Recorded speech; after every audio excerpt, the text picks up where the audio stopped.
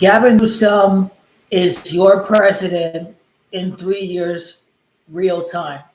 The fact of the matter is, if you're not owned by corporate donors, if you're a real anti establishment rebel, then you basically don't have a chance because the game is rigged. So, what are we talking about? We're talking about Bernie Sanders. We're talking about Andrew Yang, who, quite frankly, is the best candidate for the future of the country because we face real prospect of jobs going away because of AI. And so Andrew Yang, with his ideas of universal basic income, has a real plan to sustain the economy thanks to these universal handouts that will be needed as a result of many jobs becoming obsolete once AI and robotics takes control of those jobs. But Donald Trump is a child, all caps, the personal tax, but it doesn't lack any substance. But the fact of the matter is this kind of oratory rhetoric energizes his base. So the all caps, personal attacks, I'm America's president, or in Gavin Newsom's case, I'm America's governor, blah, blah, blah. It works. What can you say? That style of rhetoric works. And so I think it's a great idea that Gavin Newsom is mimicking Donald Trump's rhetorical approach. I think that's going to energize the Democratic base, especially when we could deal with martial law or, federal troops occupying the streets as what has been happening in Washington, D.C. and L.A. So we're seeing certain elements of that happen already.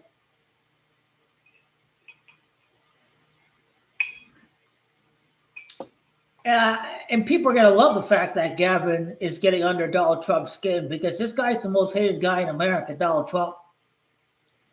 And it doesn't matter if Gavin Newsom's a corporate Democrat. The fact is, if he's the only one going out, standing up to Donald Trump, allowing the voters of California to approve redistricting.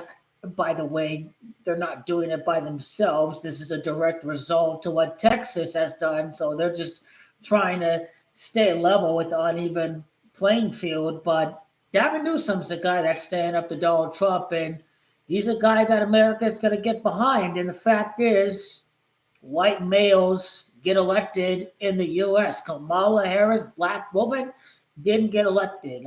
Hillary Clinton, a woman, there's a reason why the only time Trump lost was against a white male. So clearly, white males simply seem more electable because you don't have racist, bigoted, petty people just voting for Trump because, he's not a woman, he's not black.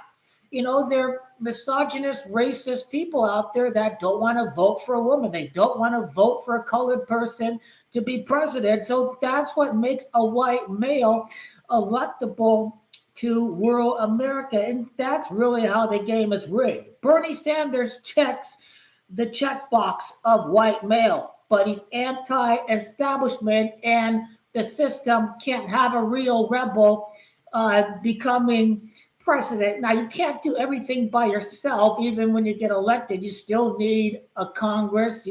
To a degree, you need the courts. So even, let's say, if Bernie did get elected, he's still dealing with the corrupt, he would still have to deal with the corrupt Congress.